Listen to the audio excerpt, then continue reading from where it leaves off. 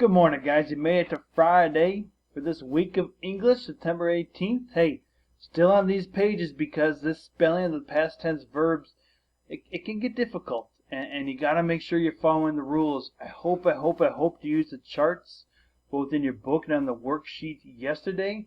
I'm going to encourage that again because we're still just simply dealing with how to spell these. Now, this first chart is kind of the easy one, because in a lot, and I'd even say most verbs, you simply add ed, right? Notice this says this ends in y, but if you see here, it ends in vowel and y. Vowel and y. That's why you add ed. The tricky ones is like this chart we went through yesterday. Now, if this chart works for you, I strongly suggest you pause the video here and almost have this chart up while you're doing your assignment, because it has the first one, you just add ed. If it ends in e, you just add d. If it ends with a consonant y, you change the y to I and add ed. Or if it has a single consonant a vowel before a single consonant, then you double the last letter and add ed. This chart is what you're used to. Again, if this is the chart that works for you, you understand, pause it here, do the assignment. I'm also going to show you a similar chart, but it says it in a little bit different way, so maybe it'll help some people better. But again, if this is the one that you like and you understand, stay here and get your assignment done.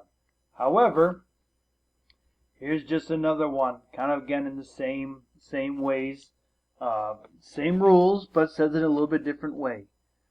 Infinitive, just when you see that big fancy pants English word, just think of verb, okay? All it's saying is that most, they all end in ed. But some you just add ed to the end. If it already ends in e, then you just add d. Notice this is very careful what the word is here before the y. If it's vowel in y, you just add ed. If it's a consonant in y, you change the y to I and add ed. Here's kind of the tricky one because it's a long one. Right? If it's a one-syllable verb, like stop or bat, then it ends with a vowel and one consonant. Then you double the consonant or last letter and add ed. Again, it's stop. If you just add ed, you would be spelling stoped. It's not that. This is bat. If you just add ed, it would be baited. It's not. It's stopped and batted. That's why it's important to add this second letter, double the last letter, and add ed. Here's what I messed up my speech. Here's a two-syllable thing here. It's kind of the same rule. If it's two syllables but also ends with a vowel and t, or a vowel and consonant, you double the last consonant and add ed. So it's not permitted, it's permitted. It's not committed, it's committed. And it's spelled correctly here. Your last English assignment for this week is a little bit more difficult, but if you use this up here, and if you use the chart on page 106 and 107, I think it's really going to help you out. Here is the verb. Notice it already ends in E. I'm going to look up here to find, here's one that already ends in E.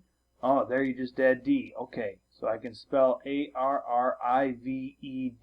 Done. I made this present tense, past tense verb just like it says in the directions.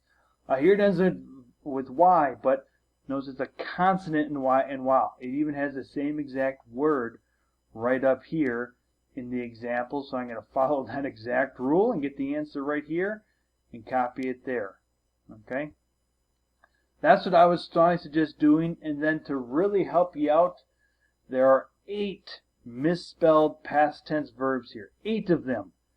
You need to cross them out and write the correct word above it in small print. I know it's not a whole lot of room in here, but that's what you need to do.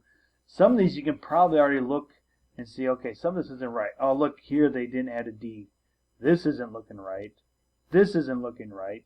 He diped his tail. What was that? No, they didn't double the last consonant, right? So there, I already just basically quickly looking right. I found 3 or 4 of them.